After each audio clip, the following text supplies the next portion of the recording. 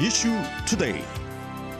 네, 오늘 이슈 투데이에서는 문화평론가 문소영 씨 모십니다. 안녕하십니까?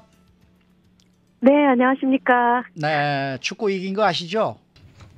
네, 알고 있습니다. 16강 너무 기쁜 소식이죠, 그죠? 네. 예, 16강 진출한 것도 아시죠? 네. 당연히 네, 아시겠죠. 지금 채널 11 이 축구를 중계했던 그 TV 채널에 지금 한인타운, 이 코리아타운에서 네. 한인들 이 응원하는 그러한 이제 현장을 지금 리포터가 방문해서 지금 한인 의장이 지금 인터뷰를 하고 있는 장면이 지금 나오고 있네요. 자, 와, 대단한데요. 대단하죠. 아니요, 팍스 11이 저게 가 있었다는 거 아니에요, 그러니까. 가 있었다는 네네네, 얘기겠죠. 미리 준비를 하고. 미리 준비하고. 아유, 팍스 11 고맙습니다. 네. 포르투갈 같은 커뮤니티에서는 아마 저런 걸 안 했을지도 모르죠. 우리 한국은 네. 워낙에 이 응원전을 미리 준비해 놓고 다 했잖아요. 맞아. 우리 세계적으로 우리 응원전이 굉장히 유명하지 않습니까? 굉장했잖아요. 여기 네. 저 앞에서도 그렇고. 네네. 올해는 그게 안 돼서 좀 섭섭합니다만은. 네. 자, 문소영 씨. 네네. 네, 엊그제 30일인가요? 이 디즈니가 네네. 싱가포르에서 아시아 태평양 지역에 2023년 신작 발표를 가졌다고 합니다.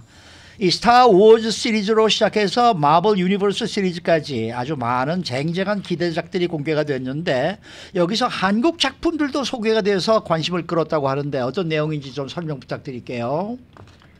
네, 사실 오늘은 그냥 월드컵 뉴스로만 하루를 다 채워도 네. 정말 성에 차실 것 같은데 네. 이제 또 이렇게 문화 소식을 또 전하게 돼서 어허. 일단 진행을 해보겠습니다. 네. 그 디즈니가 이제는 애니메이션뿐만이 아니라 뭐 루카스필름이라든지 마블 시네마틱 유니버스라든지 디즈니 플러스 등으로 해서 거대한 컨텐츠 제작에 정말 왕국으로 자리 잡으면서 네. 특히 아시안 태평양 지역의 컨텐츠로 지난해 굉장한 많은 성과를 거두고 성장을 하게 됐었죠. 네. 네. 눈에 띄는 것이 한국 시리즈인 어떤 빅마우스라든지 아니면 뭐 형사록, 이제 우리 미국에서 계신 분들은 많이 접하지 못한 작품일 수 있는데 이런 작품들이 디즈니가 투자해서 만든 작품이라 한국 컨텐츠로서는 아시아 지역의 흥행을 이미 경험을 해본 바가 있는 디즈니가 이번에는 정말 넷플릭스가 그동안 한국 컨텐츠에 굉장히 많이 투자했다라고 한다면 네. 그만큼 빠른 속도로 디즈니가 따라잡고 있다라고 이제 그 움직임을 좀 보실 수가 있는데요. 네. 네. 이 중에서도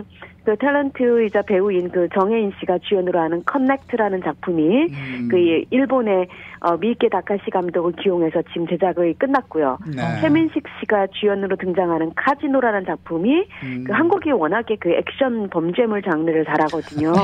그런데 거기에 이제 요즘 또 많이 올해 가장 큰 배우로 성장했던 손석구 씨가 등장하는 등 네. 쟁쟁한 인기 배우들이 등장을 하는 작품이 지금 줄 서 있고요. 예. 또 한국이 그것만 잘 만드는 게 아니라 로맨틱 코미디 장르는 정말 잘 최고라고 볼 만들어요. 수가 있거든요. 그렇죠. 네. 네. 한국 축구만큼이나 잘하는 게 로맨틱 코미디 장르인데요.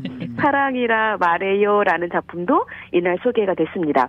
네. 네. 여기에 또 빠뜨릴 수 없는 게 넷플릭스 오징어 게임이 낳은 세계적인 한국 스타가 바로 이정재 씨 아닐까요? 네.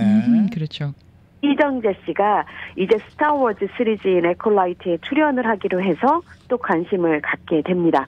이렇게 되면 명실상부한 아시아 배우를 넘어서 이제 정말 세계적인 배우로 이정재 씨는 소개가 되는데 뭐 맡은 역할이나 비중은 아직 공개되고 있지 않아서 알 수가 없지만 한국 이번에 아시안 태평양 지역의 신작 발표에는 한국 배우들과 한국 작품들과 한국 컨텐츠들의 퍼레이드였다 이렇게 봐도 과언이 아닐 것 같습니다. 네, 네. 또 다른 필승 코리아네요.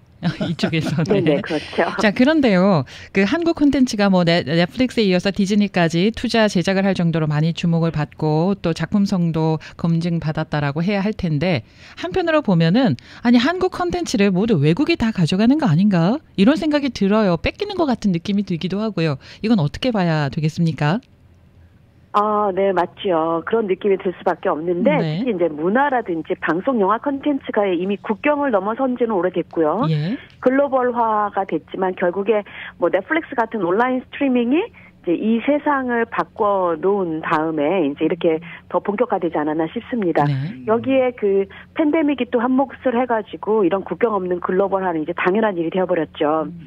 한국 영화가 로컬에서 제작해서 그걸 국제 무대로 가져가는 것도 의미가 있습니다. 네. 보통 전통적으로 이제 그랬는데 뭐 영화제라든지 필름 뭐 방송 마켓이라고 그래서 영화를 사고 파는 이벤트를 통해서 다른 국가나 세계의 극장 뭐 텔레비전 스테이션 등에 수출이 되거나 개봉이 되는 개념이 옛날의 개념이었다면 네. 지금은 넷플릭스나 디즈니가 이미 전 세계 온라인으로 배급망을 다 구축을 해놨죠. 거기에 막강한 자본으로 투자까지 가능하게 됐기 때문에 전통적으로 로컬에서 제작해서 이제 세계 각국에 일일이 판권 계약을 맺을 필요가 없이 이제 다른 판이 완전히 벌어지게 된 것이다 라고 이제 보실 수가 있는 거죠. 이런 변화가 바람직하냐, 네.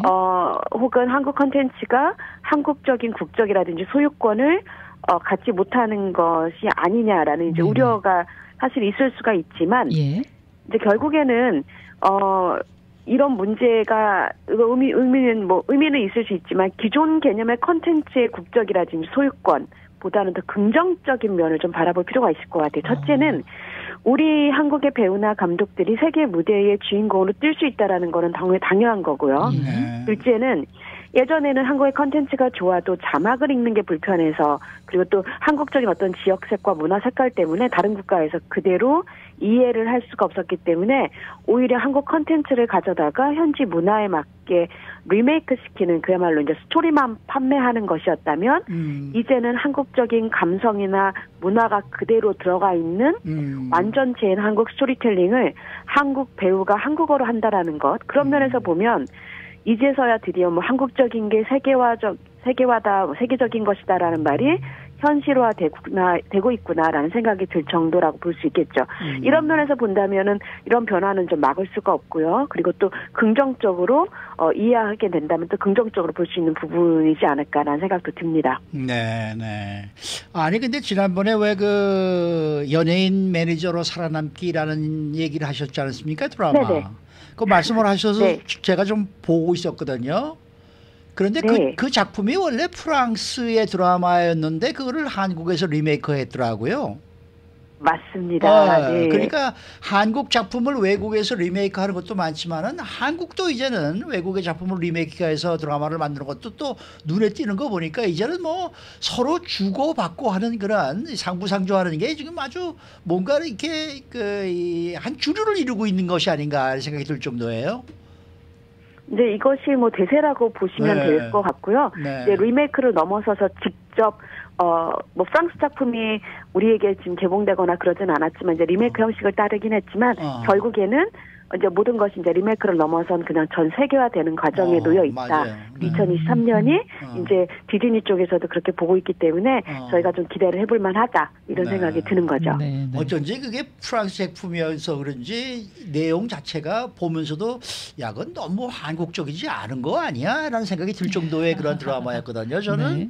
아, 그러셨습니까? 예리하셔요. 네. 근데 사실은 많이 변형을 좀 했고요. 각색을 했기 때문에 네. 한국의 현실에 좀 맞게끔 좀 사실 맞게 진행한 바꿨겠죠. 부분이 있기는 네. 하죠. 네네. 네.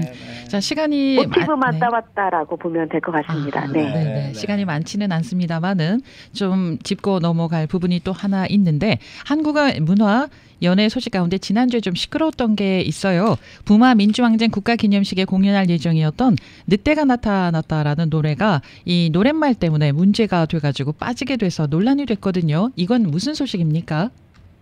아, 네. 그 부마 민주항쟁 1979년도 그 박정희 유신 정권에 대한 저항으로 당시 부산 마산 지역에서 항쟁이었고 예. 이제 이후에 굉장히 민주화의 촉발이 됐었던 건데요. 예. 기념 행사들을 이루고 있는데 그 공연을 앞두고 이랑이라는 가수의 대표곡인 늑대가 나타났다라는 노래를 가사가 너무 문제가 된다라고 해서 이 노래를 빼라는 지시를 이제 정부가로부터 통보를 받게 된 거죠. 네. 그래서 결국 이 가수 이랑이 초대 가수였음에도 불구하고 이를 받아들이지 않음으로 인해서 공연에 참석하지 못하게 되었다라는 게 사건의 발단입니다. 이 노래는 사실 한국 대중음악상에서 올해 음반과 최우수 포크 음반 부문상까지 받은 실력 있는 작품이고요. 문제는 이 노래 가사가 뭐가 문제인가라는 건데 여러분들 혹시라도 이제 인터넷으로 검색을 해보시면은 굉장히 재미있는 사실을 알게 될 텐데 늑대가 나타났다라는 제목의 가난하고 약탈당하는 사람들이 저항하고 일어섰을 때 역사적으로 이제 그들을 기득권 측에서는 뭐 마녀라든지 폭도, 늑대, 뭐 이단으로 왜곡해서 잡아들이고 처벌했던 그런 걸 비유해서 풍자했던 곡이죠.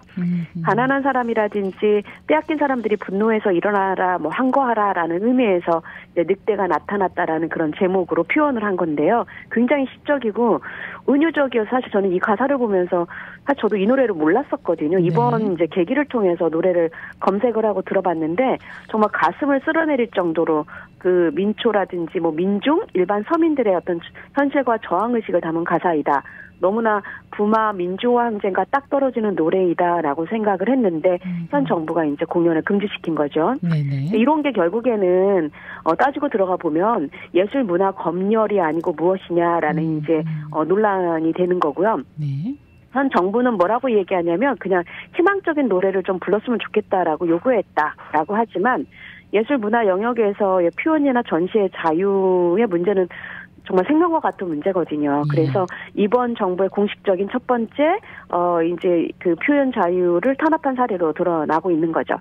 근데 좀 더 성숙한 정부였다면 이런 노래를 사실 어떤 곳에서 어떤 노래를 부르더라도 실제로 사실 이거를 막거나 아니면은 이런 식으로 검열을 하는 경우가 나타나면 안 되는 거고 이번에도 이 검열 때문에라도 이 사건이 오히려 이 노래가 더 그야말로 부각이 되게 되는 이제 결과를 낳게 된 거죠. 그래서 이번 사건 검열을 통해서 오히려 현 정부의 수준과 민낯이 드러났다. 이제 이런 비판을 면하기 힘들게 될 것 같습니다. 네, 네. 오늘 말씀 잘 들었습니다. 네, 감사합니다. 네, 지금까지 문화평론가 문선영 씨와 함께했습니다.